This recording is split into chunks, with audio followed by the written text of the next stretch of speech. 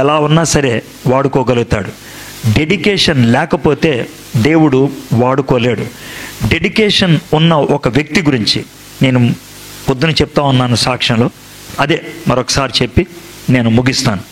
ఈ మధ్యకాలంలో ఈ సాక్ష్యం నన్ను ఎంతగానో ప్రభావితం చేసింది. నా జీవితాన్ని పదే పదే ప్రశ్నించుకోవడానికి దారి తీసింది. పిఎస్ స్వామి గారని ఆయన తను చెప్పాడు ఈ సాక్ష్యం.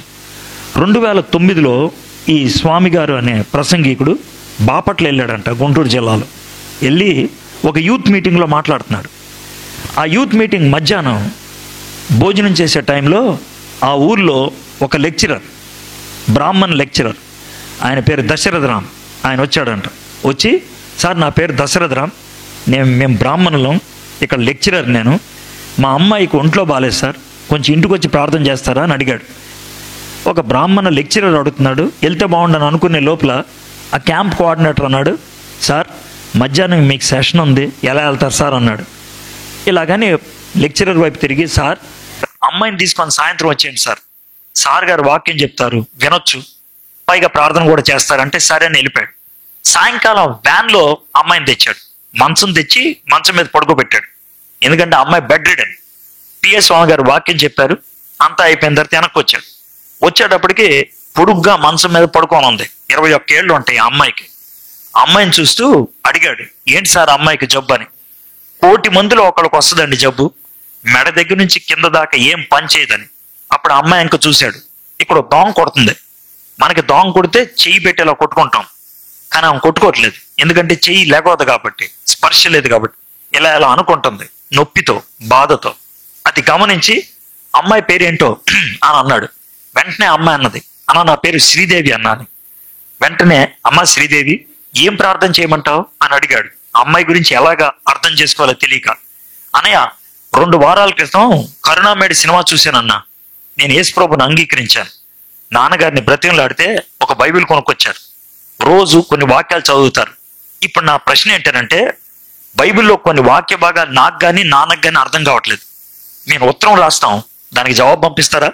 ఖచ్చితంగా అమ్మా. ఇంకేమన్నా ఉందా? అన్నయ్య నాన్నగారికి నేనంటే పిచ్చి ప్రేమ, అందుకే బైబిల్ కొనుక్కొచ్చారు, నేనంటే ఇష్టం, అందుకే బైబిల్ చదువుతున్నారు, కానీ ఆయన బైబిల్ నమ్మడు. మా నాన్నగారు మారు మనసు పొందేటట్లు ప్రార్థన చేయండి. చేస్తానమ్మా. ఇంకేమన్నా ఉందా?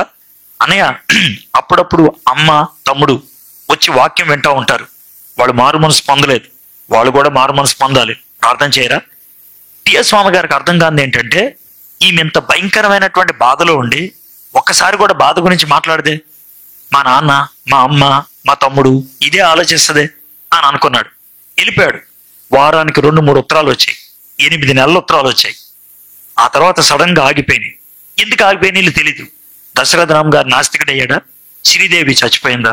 ఏది అడగాలన్నా బాగోదు, అందుకే సైలెంట్ గా ఉన్నాడు. 2 ఏళ్ల తర్వాత 2011లో మళ్ళీ బాపట్ల వెళ్ళాడు. ఒక కుర్రోడు వచ్చి, అన్నయ్య మీకు శ్రీదేవి తెలుసా? తెలుసు, మిమ్మల్ని రమ్మంటుందన్నా. ఓ శ్రీదేవి ఇంకా బతికే ఉందా? అర్థమైంది. టైం చూసుకొని తాను కోఆర్డినేటర్ వెళ్ళాడు. పెద్ద ఇల్లు, 3 అంతస్తులు ఉంటది, పెద్ద కాంపౌండ్ వాల్, పెద్ద గేట్ ఉంది.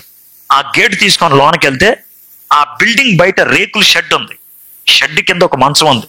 దగ్గరికి వెళ్ళి చూస్తే మంచానికి అడ్డంగా పడుకొని ఉంది ఒక చిన్న అమ్మాయి. ఎవరా అని దగ్గరికి వెళ్ళి చూశాడు, శ్రీదేవే. ముఖం చిన్నగా అయిపోయింది, మనిషి కృంగిపోయి ఉన్నది. అమ్మ శ్రీదేవి అంటే, అన్నయ్య ప్రైజ్ ది లార్డ్ అన్నయ్య, కూర్చోండి, మీతో చాలా విషయాలు చెప్పాలి, దేవుడు మంచి కార్యాలు చాలా చేశాడు, ఇవేం మంచి చెప్పుద్దా అని చూస్తా ఉన్నాడు. అప్పుడు అన్నది, అన్నయ్య మనం ప్రార్థన చేశాం కదా, దేవుడు మన ప్రార్థన ఆలకించి నాన్నగారికి మారు మనసు ఇచ్చారు. అవునా? Praise the Lord. అయితే నాన్నగారు మారు మనసు పొందిన 2 వారాలకి పక్షవాతం వచ్చింది. పక్షవాతం వచ్చింది కదా, ఆయనకు ఒక మంచం వేసి నా పక్కనే పడుకోబెట్టేవాళ్ళు. ఇది వరకు నాకు స్నానం చేయించేది మా నాన్న, నాకు బట్టలు వేసేది మా నాన్న, నాకు తలదువేది మా నాన్న, నాకు అన్నం పెట్టేది మా నాన్న, నాకు టాబ్లెట్లు వేసేది మా నాన్న. ఇప్పుడు ఆయన పడక మీద పడుకొని ఉన్నాడు. నేను అరుస్తున్నాను అనుకో, నాకు నీళ్లు కావాలి, నాకు ఆకలేస్తుంది, నాకు తల దొరద పెడుతుంది అని అంటే ఎవరు రాకపోతే నాన్న ఏడుస్తూ ఉండేవాడు. నేను ఈ పక్క నుంచి ఇలా చూస్తే ఇక్కడ నుంచి నీళ్లు కారుతా ఉండే. ఆ నీళ్లు చూస్తే అర్థమైపోయేది నాన్నగారు ఏడుస్తున్నారని. అప్పుడు యేసయ్యతో గట్టిగా ఈ మాట అన్నాను, యేసయ్య నేనంటే నీకు చాలా ఇష్టం, నాకు తెలుసు, అందుకే ప్రార్థన విని నాన్నగారిని రక్షించుకున్నావు. మరి నాన్నగారు ఏడుస్తుంటే నేను ఎలా చూడగలను? నేను చూడలేను. నువ్వు నన్ను ప్రేమించే వ్యక్తి అయితే మా నాన్న ఏడుపు చూడకూడదు అనుకుంటే ఓ పంచి నాన్నను తీసేసుకో అని అడిగా. ఆ మాట దేవుడు విన్నాడు. 2 వారాల్లోనే నాన్న చచ్చిపోయాడు. నాన్న దేవుని దగ్గరికి వెళ్ళిపోయాడు. నాన్న దేవుని దగ్గరికి వెళ్ళిపోయిన తర్వాత నా జీవితం హాయ్.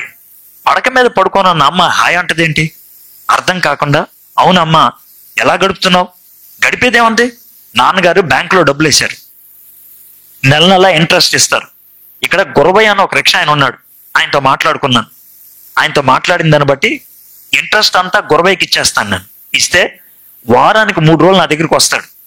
ఒకరోజు నన్ను హాస్పిటల్కి, ఒకరోజు పోస్ట్ ఆఫీస్కి, ఒకరోజు కాలేజ్కి దుప్పటి మీద పడుకోబెట్టి తీసుకెళ్తాడు. తీసుకెళ్ళి బయట నన్ను దుప్పటేసి పడుకోబెడతాడు. ఆయన పక్కన కూర్చొని ఉంటాడు. దుప్పటి మీద పడుకొని అరుస్తాను, యేసయ్యే నిజమైన దేవుడు, యేసయ్యే అన్నాడు నేనే మార్గం అని. చాలా మంది నేను అడుక్కునే దాన్ని అనుకొని డబ్బులు వేస్తారు. అప్పుడు చెప్తాను నేను అడుక్కునే దాన్ని కాదు. దశరథరామ్ గారి అమ్మాయి, బ్రాహ్మణ అమ్మాయి, శ్రీదేవి నా పేరు. నేను మారు మనసు పొందాను, యేసయ్యని అంగీకరించాను. అప్పుడు కొంతమందికి అనుమానం వస్తుంది, కొంతమందికి ప్రశ్నలు ఉంటాయి, కొంతమందికి కోపం వస్తుంది, వెనక్కి తిరుగుతారు, అరుస్తారు, కొంతమంది అడుగుతారు, కొంతమంది ప్రశ్నిస్తారు. నాకు తోచిన జవాబు చెప్పుకుంటూ వెళ్తాను. ఇలా చెప్పుకుంటూ వెళ్తే ఇప్పటికి 3 యేసుప్రభుని అంగీకరించి బాప్తిసం తీసుకున్నారు. ఇది నా పరిచర్య. ఈ పరిచర్య కొనసాగుతుంది. హాయిగా ఉంది నా జీవితం అని అంటే, స్వామి గారు ఈయన్ని ఓదార్దామని వచ్చాను, నాకు ఓదార్పు దొరికింది.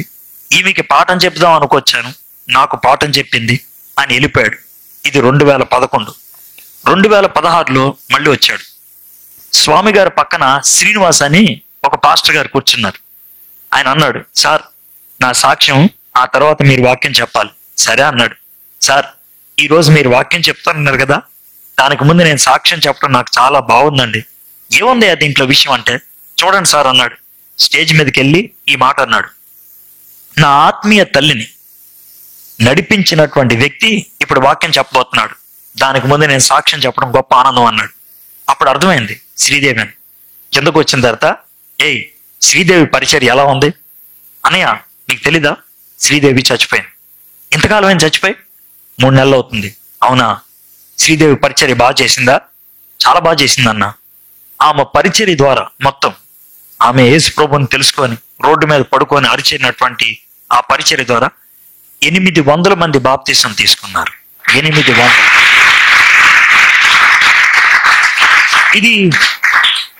ఇది ఎప్పుడో జరిగిన విషయం కాదు. 2016 ఎక్కడో జరిగిన విషయం కాదు.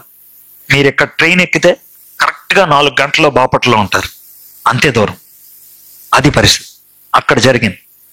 800 మంది యేసుప్రభుని అంగీకరించారు. 14 మంది పరిపూర్ణ సేవకులయ్యారు. అందులో నేను ఒకడిని. నా పేరు శ్రీనివాస్, నేను హిందువుని. నా గురించి కాదు, అతను చెప్తున్నాడు. నా పేరు శ్రీనివాస్, నేను ఒక హిందువుని. ఆమెను ప్రశ్నించాను. నా ప్రశ్నకి జవాబు చెప్పి ప్రభువుని పరిచయం చేసింది, ప్రభువులో ఎదిగేటట్లు చేసింది, ప్రోత్సహించింది. నా భార్య పేరు రజని, ఆమె కూడా హిందువు. ఆమెను కూడా ప్రభువులోకి నడిపించింది, ప్రోత్సహించింది. మా ఇద్దరిని దేవుని చిత్తం తెలుసుకొని పెళ్లి చేసుకోమంది. మేము పెళ్లి చేసుకున్నాక అనంతపూర్ జిల్లాలో హిందూపూర్కి పరిచర్యకి పంపించింది.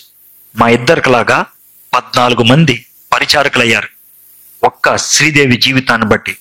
శ్రీదేవి శరీరంలో ఏ భాగం పనిచేయదు, తలకాయ తప్పించి ఏది పనిచేయదు. చేతులు పనిచేయవు, కాళ్ళు పనిచేయవు. కుక్క కంటే సమానం, దరిద్రం, రోడ్డు మీద పడి ఉండాల్సిన బతుకు.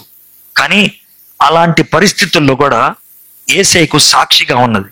నీకు కాళ్ళు ఉన్నాయి, నీకు చేతులు ఉన్నాయి, నీకు అవకాశాలు ఉన్నాయి, నీకు చదువు ఉంది, నీకు అందం ఉంది, నీకు అన్నీ ఉన్నాయి. కానీ దేవుడికి ఉపయోగపడే వ్యక్తిగా ఉన్నావా? ఒకవేళ లేదు అని అంటే డిప్రెషన్లో ఉన్నావేమో, ఒకవేళ లేదు అని అంటే డీలింగ్ అయిపోయామో, ఒకవేళ లేదు అంటే డిశ్చార్జ్ అయిపోయామో. ఈరోజు దేవుని దగ్గరికి వచ్చి, ప్రభా నా జీవితాన్ని నీకు రాసిస్తాను ప్రభా, నువ్వు నన్ను వాడుకో. I want to dedicate my life. ప్రభా నువ్వు ఎటు వెళ్ళమంటే అటు వెళ్తా, నువ్వేం చేయమంటే అది చేస్తా, నువ్వు చెప్పినట్లు నేను ఉంటాను ప్రభా. ఆ మాట అనగలమా? దేవుడు మనల్ని రక్షించుకుంది, దేవుడు మనల్ని సృజించింది, దేవుడు మన ఇలాంటి మీటింగ్కి తీసుకొచ్చింది ఆయనకు ఉపయోగపడేటువంటి వ్యక్తులు అవ్వాలని. అది మన జీవితానికి ఆశీర్వాదం, మన చుట్టూ ఉన్న వాళ్ళకి దీవెనకరం.